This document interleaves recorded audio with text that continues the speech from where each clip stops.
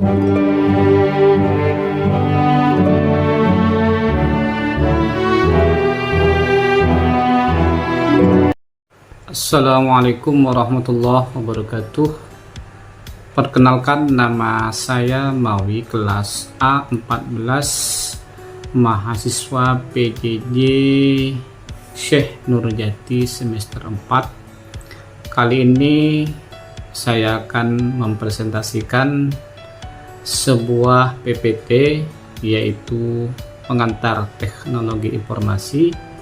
Dalam hal ini berkaitan dengan sebuah pembahasan, yaitu Learning Management System atau LMS.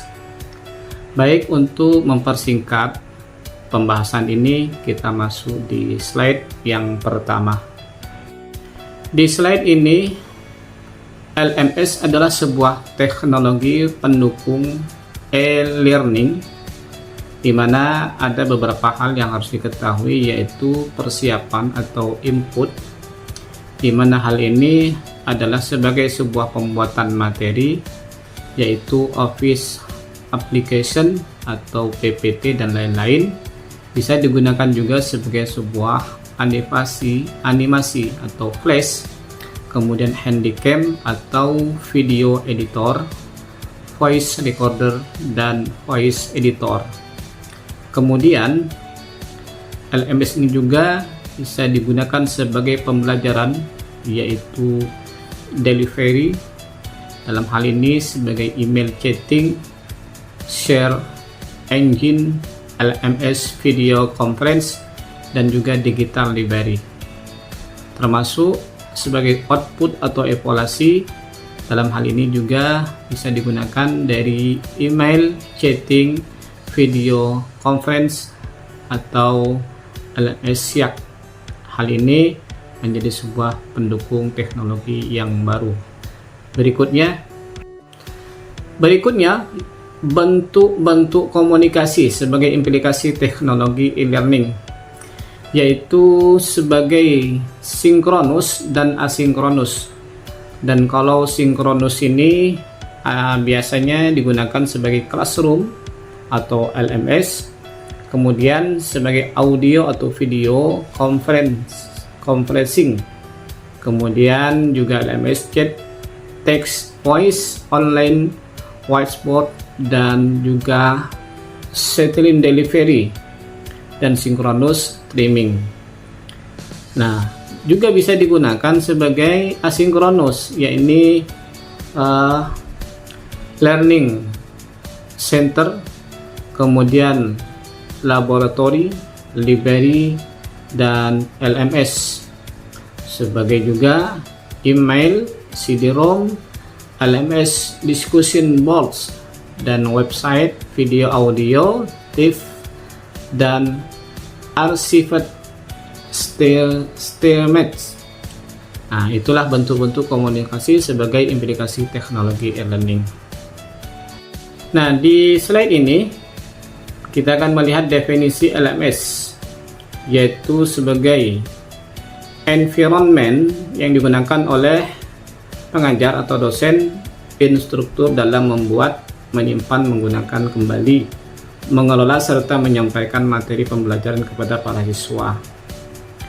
Kemudian sebuah perangkat lunak untuk menyampaikan tracking serta mengelola pembelajaran atau Wikipedia. Nah, selanjutnya definisi LMS ini merupakan perangkat lunak untuk memfasilitasi kegiatan belajar mengajar. Bisa dibayangkan kegiatan belajar mengajar dalam kelas konvensional tatap muka, yaitu guru atau dosen memberikan materi menggunakan OHP atau infokus atau papan tulis.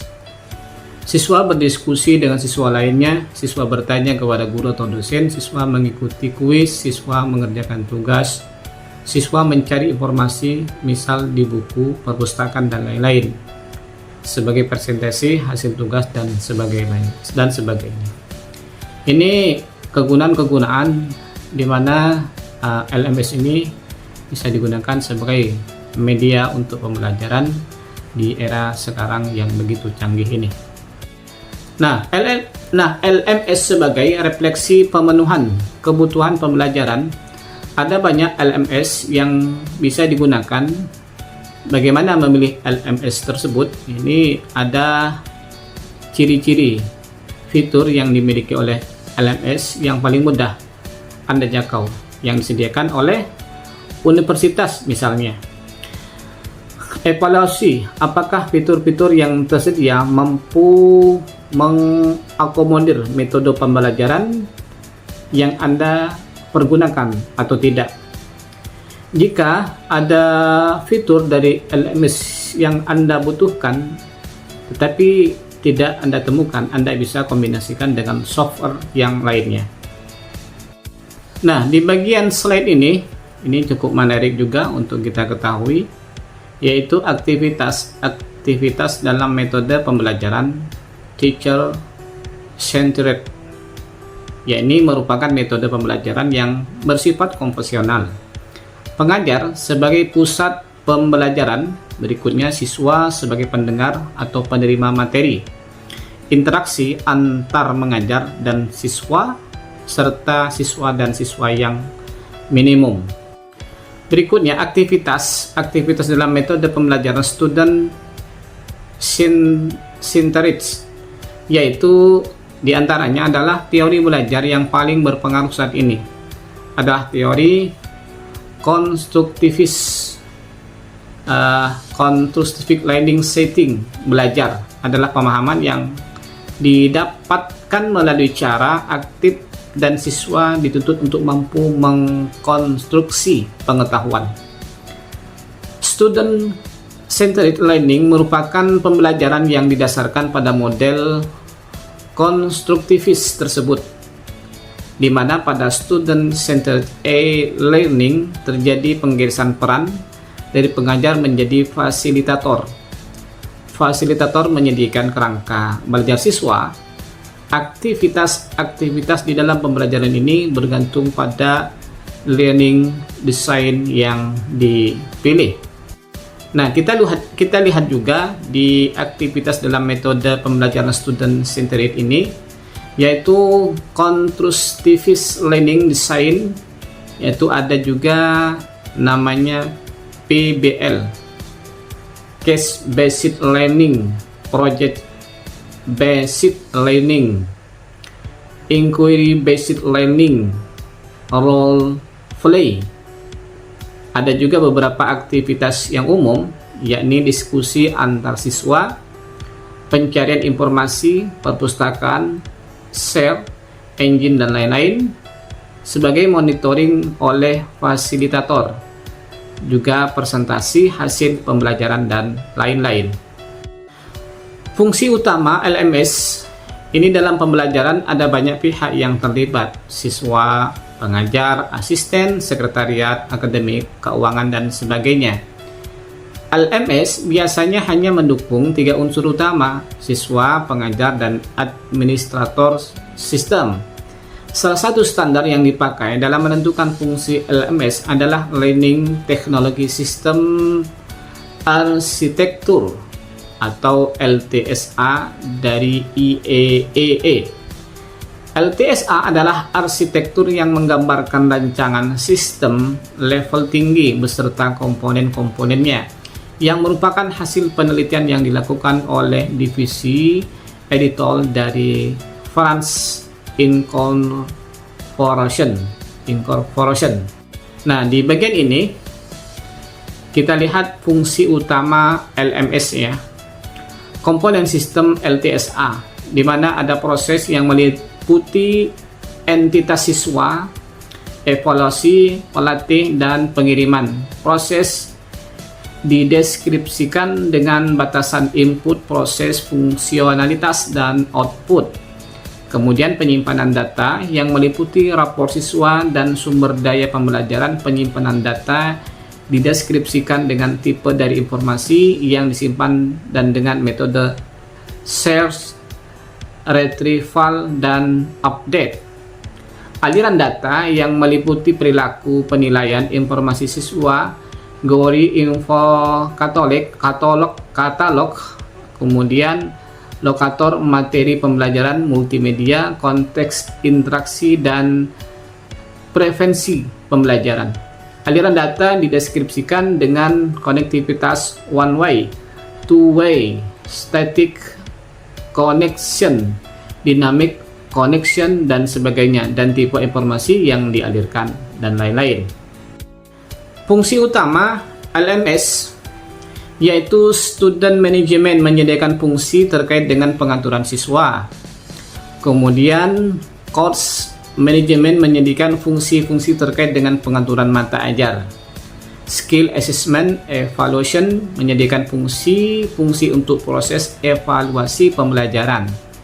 Kemudian fungsinya juga adalah sebagai collaboration support, menyediakan fungsi-fungsi untuk proses kolaborasi sesama siswa maupun antara siswa dan pengajar. Kemudian learner centric atau personalization dan tracking sistem, menyediakan fungsi-fungsi terkait dengan personalisasi pembelajaran siswa. Sebagai juga registration and administration, menyediakan fungsi-fungsi terkait dengan proses registrasi dan administrasi akademik lainnya. Kemudian di slide ini ada beberapa contoh fitur LMS ya, yaitu pertama Angel 612, kemudian Web City, kemudian juga Blackboard Academic Suite, kemudian College AU, kemudian KEWL Q 1.2, kemudian Model 1.5.1.2, kemudian Sakai 2.0, dan Aututor 1.5. Di sini juga ada beberapa contoh fitur LMS ya. Misalnya di sini sebagai communication tool, discussion forum, file exchange, internal email, online journal atau notice, real time chat, video service, juga whiteboard, dan bisa juga sebagai productivity tool, yaitu Ballmax, kalender, progress review, kemudian orientation atau half, kemudian searching, white course, work offline, synchronize, kemudian sebagai student infotainment tool, yaitu sebagai group work, self assessment, student community building, dan student portfolios. Kemudian ada lagi contoh-contoh fitur beberapa LMS juga. Di sini kita lihat ada sebagai administration tool, yaitu authentication, sebagai course authorization, dan ini masih banyak lagi ke bawahnya, saya sulit untuk membacanya, jadi mohon maaf Ibu dosen. Jadi ini saya melihat begitu banyak fitur-fitur yang ada di LMS ini. Nah, di sini bagian terakhir ya, yaitu sebagai technical specification. Nah, ini ada hardware, software, sebagai client browser requires, database, kemudian server, Unix server, sebagai Windows server, bahkan ada phishing licensing, sebagai company profile, dan lain-lainnya. Masih ada, kita baca di bawahnya ini. Nah, terakhir yaitu penutup. LMS merupakan perangkat lunak yang memfasilitasi proses pembelajaran, yaitu juga pemilihan LMS harus disesuaikan dengan metode pembelajaran yang dipergunakan. Penggunaan LMS harus dibarengi dengan fasilitas yang lainnya, internet untuk pencarian informasi, video, conferencing, tatap muka, dan lain-lain. Terima kasih. Inilah yang dapat kami sampaikan, banyak kekurangan sekaligus juga banyak tidak pahamnya. Namun LMS ini saya kira sudah kita jalani sebagaimana ketika kita kuliah sebagai PJJ, yakni pendidikan jarak jauh, perkuliahan jarak jauh, kita menggunakan portal. Nah, itu adalah bagian dari LMS yang kita pelajari pada hari ini. Tentunya dalam hal penggunaan LMS itu sangat membantu dalam proses pembelajaran, terutama ketika kita kuliah dengan menggunakan metode jarak jauh yang sifatnya ada sinkronus dan asinkronus. Terima kasih. Banyak salah, banyak khilaf, banyak tidak tepat, banyak tidak mengetahui. Mohon maaf yang sebesar-besarnya. Assalamualaikum warahmatullahi wabarakatuh.